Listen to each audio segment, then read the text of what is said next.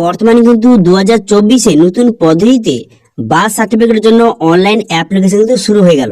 আগের যে birth certificate অ্যাপ্লিকেশনের প্রসেস ছিল সেটা কিন্তু সম্পূর্ণভাবে চেঞ্জ হয়ে গেছে। এখন কিন্তু নতুন ডকুমেন্টস আপনাকে আপলোড করতে হবে এবং নতুন ভাবে আপনাকে ফর্ম ফিল আপ কিন্তু করতে হবে। তো সেই জন্য আজকের ভিডিওতে আপনাদের 2024-এর নতুন পদ্ধতিতে কিভাবে আপনি বার্থ সার্টিফিকেটের জন্য অ্যাপ্লিকেশন করবেন তার স্টেপ বাই স্টেপ প্রসেস কিন্তু দেখাবো। এবং অনলাইন অ্যাপ্লিকেশন করার পর 10 থেকে 15 দিনের মধ্যে আপনার সার্টিফিকেটটা অ্যাপ্রুভ হয়ে যাবে। তখন আপনি অনলাইন থেকেই সার্টিফিকেটটা ডাউনলোড কিন্তু করতে পারবেন, ঠিক আছে, এবং সেটা সমস্ত কাজে ইউজ করতে পারবেন। তো কিভাবে আপনি বার্থ সার্টিফিকেটের জন্য অনলাইন অ্যাপ্লিকেশন করবেন এবং অ্যাপ্লিকেশন করার পর কিভাবে আপনি বার্থ সার্টিফিকেট অ্যাপ্রুভ হয়ে যাওয়ার পর সার্টিফিকেটটা ডাউনলোড করবেন তার স্টেপ বাই স্টেপ প্রসেস দেখাবো। সেই জন্য ভিডিওটা প্রথম থেকে শেষ পর্যন্ত অবশ্যই দেখবেন মনোযোগ সহকারে। এবং আমাদের চ্যানেলে প্রথমবার ভিজিট করে থাকলে আমাদের চ্যানেলটিকে সাবস্ক্রাইব করে রাখুন এবং পাশে থাকা বেল আইকনটিকে অন করে রাখুন, কারণ আমরা এরকম রিলেটেড নিত্য ভিডিও নিয়ে আসি। তো চলুন আজকে ভিডিওটা শুরু করা যাক। প্রথমে এই অফিসে চলে আসবেন। চলে আসার পর এরপর আপনি কি করবেন, এখানে চলে আসার পর এখানে দেখতে পাচ্ছেন সিটিজেন সার্ভিস বলে একটা অপশন রয়েছে। এই অপশনে আপনি ক্লিক করবেন।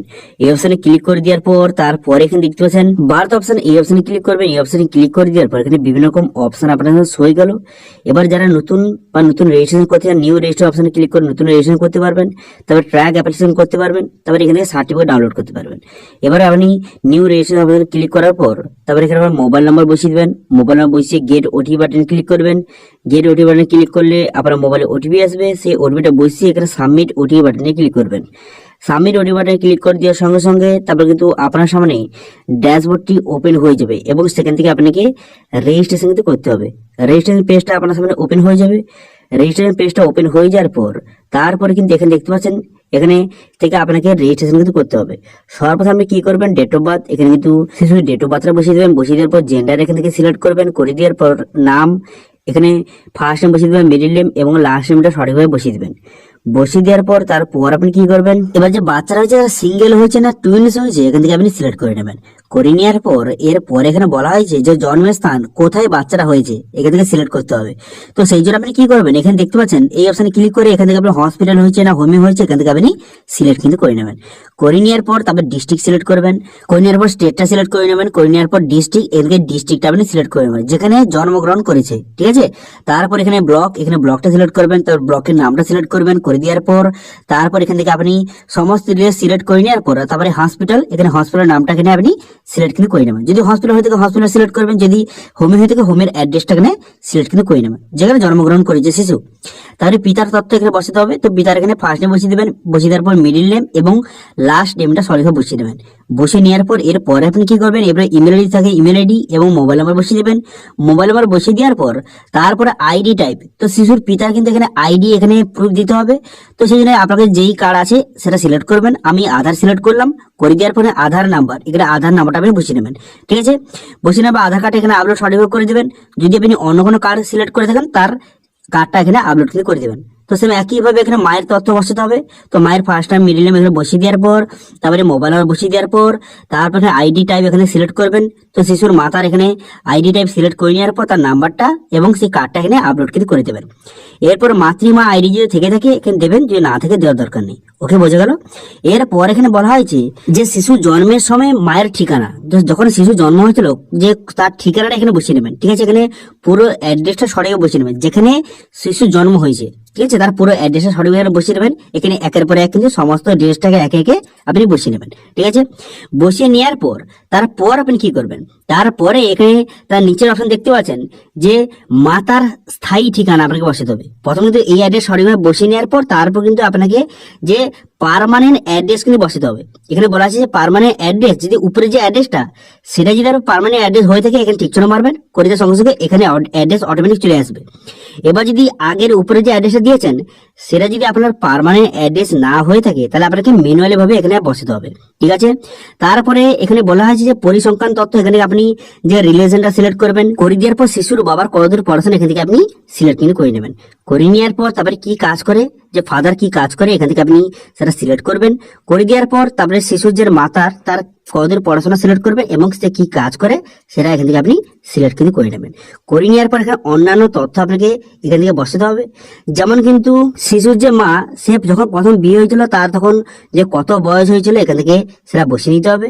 তারপরে শিশুর পরিচর্যা কি করেছে, কোনো গভর্নমেন্টের কোনো এমপ্লয়ি অথবা নার্স যে বা ডক্টর যে পরিচর্যা করেছে সেটা আপনি সিলেক্ট করে নেবেন। ঠিক আছে, করে নেওয়ার পর তারপর এখানে বলা হয়েছে যখন শিশু জন্ম হয়েছিল তখন মায়ের বয়স কত ছিল এখান থেকে আপনাকে বসিয়ে নিতে হবে। ঠিক আছে, সঠিকভাবে বসিয়ে নেবেন। বসিয়ে নেওয়ার পর তারপরে নর্মাল ডেলিভারি হয়েছে না সিজার হয়েছে এখান থেকে আপনি সিলেক্ট করবেন। করে দেওয়ার পর তারপরে কটা বাচ্চা হয়েছে এখান থেকে সেই সংখ্যাটা বসিয়ে নেবেন। যদি একটা হয়ে থাকে 1 বসাবেন, যদি দুটো হয়ে থাকে 2 বসাবেন। ঠিক আছে, করে দেওয়ার পর তারপরে যে বাচ্চার ওজন কত ছিল ওজনটা এখানে আপনি বসিয়ে নেবেন। ঠিক আছে, ওজনটা আপনি সঠিকভাবে বসিয়ে নেবেন। বসিয়ে দেওয়ার পর আর কোনো কিছু আপনাকে বসাতে হবে না। তারপরে এখানে দেখতে পাচ্ছেন এখানে আপনাকে ডকুমেন্টস আপলোড করতে হবে। একটা হচ্ছে ফর্ম 1, এই ডকুমেন্টস আপলোড করতে হবে এবং ডিসচার্জ সার্টিফিকেট আপনাকে আপলোড করতে হবে। ঠিক আছে, এবারে ফর্ম 1টা কোথায় পাবেন অথবা কিভাবে ফিল আপ করবেন সেটা একটু পরে দেখে দিচ্ছি। এই নতুন ফর্ম 1 কিন্তু সবাইকে অবশ্যই আপলোড করতে হবে। এবার এই ডিসচার্জ সার্টিফিকেটটা এটা কিন্তু জন্মের পর হসপিটাল থেকে এই সার্টিফিকেটটা দেওয়া হয়, সেটা আপনি আপলোড করে দেবেন। ঠিক আছে, এবং যারা হোমে হয়েছে তাদের ক্ষেত্রে অ্যাপ্লিকেশন করলে এই ডিসচার্জ সার্টিফিকেট অপশন কিন্তু আসবে না। কিন্তু যদি আপনি হসপিটাল সিলেক্ট করে থাকেন তো সেক্ষেত্রে ডিসচার্জ সার্টিফিকেটের অপশন কিন্তু চলে আসবে। ঠিক আছে, এবং সেই সার্টিফিকেট আপনাকে এখানে আপলোড কিন্তু করে দেবেন অথবা ডক্টরের কাছ থেকে ইস্যু করা একটি যে সার্টিফিকেট আপনাকে এখানে আপলোড কিন্তু করে দিলে হবে। ঠিক আছে, এরপর ফর্ম 1টা কিভাবে ফিল আপ করবেন দেখুন। তো ভিডিও ডেসক্রিপশনে এই ফর্ম 1 এর লিঙ্কটা কিন্তু দেওয়া রয়েছে, সেখান থেকে এই ফর্মটা আপনি ডাউনলোড করবেন। ডাউনলোড করে নেওয়ার পর এটা প্রিন্ট আউট করে এই ফর্মটা আপনাকে ফিল আপ করতে হবে। তো কি কি ফিল আপ করবেন এখানে কিন্তু প্রথমে শিশুর জন্মের তারিখ বসিয়ে দিবেন, তারপরে তার জেন্ডার এবং তার নাম, তার পিতার নাম, তার মাতার নাম সমস্ত ডিটেলস বসিয়ে নেবেন। তারপর ঠিকানা বসিয়ে নেবেন। বসিয়ে নেওয়ার পর আপনি অনলাইনে যেসব ডিটেলস কিন্তু বসালেন সেই সব ডিটেলস এখানেও কিন্তু বসানোর অপশন আছে, যে শিশুর তার পিতার শিক্ষাগত যোগ্যতা কত, মায়ের শিক্ষাগত যোগ্যতা কত, যেগুলো বসালেন সেগুলো কিন্তু এখানে আসবে। ঠিক আছে, এরপরে কিন্তু এই সব ডিটেলস ফিল আপ করে দেওয়ার পর এখানে কিন্তু আপনাকে সিগনেচার কিন্তু করতে হবে। পিতা অথবা মাথার এখানে স্বাক্ষর কিন্তু করে দেবেন। করে দেওয়ার পর তারপরে এই যে এই ফর্মটা স্ক্যান করে আপনাকে আপলোড কিন্তু করে দিতে হবে। ঠিক আছে, বোঝা গেলে ক্লিয়ার? তো এবার সমস্ত ডিটেলস আপনি সঠিকভাবে ফিল আপ করে দেওয়ার পর ডকুমেন্টস আপলোড করে দেওয়ার পর সাবমিট বাটনে ক্লিক করার সঙ্গে সঙ্গে এখানে তো আপনার অ্যাপ্লিকেশনটা সাবমিট হয়ে যাবে এবং আপনাকে একটি অ্যাকনলেজমেন্ট নাম্বার কিন্তু প্রোভাইড করবে। এটা দিয়ে পরবর্তীকালে আপনি স্ট্যাটাস করে চেক করতে পারবেন এবং আপনার যে বার্থ সার্টিফিকেটটা আপনি অনলাইনে ডাউনলোড করতে পারবেন। ঠিক আছে, এবার স্ট্যাটাস চেক করার জন্য বা ডাউনলোড করার জন্য এখানে বার্থ অপশনে ক্লিক করলে এখানে ট্র্যাক অ্যাপ্লিকেশন অপশনে ক্লিক করে এখানে আপনি খুব সহজে স্ট্যাটাসকে চেক করতে পারবেন। এবং কিন্তু ডাউনলোড করতে গেলে এখানে ডাউনলোড সার্টিফিকেট অপশনে ক্লিক করবেন। করে দেওয়ার পর তারপর কিন্তু সেই যে অ্যাপ্লিকেশন নাম্বারটা বসিয়ে খুব সহজে এখানে আপনি যে সার্টিফিকেটটা ডাউনলোড কিন্তু করতে পারবেন। ঠিক আছে, তো এইভাবে বর্তমানে নতুন পদ্ধতিতে 2024-এ আপনি খুব সহজে বার্থ সার্টিফিকেটের জন্য অনলাইন অ্যাপ্লিকেশন কিন্তু করতে পারবেন।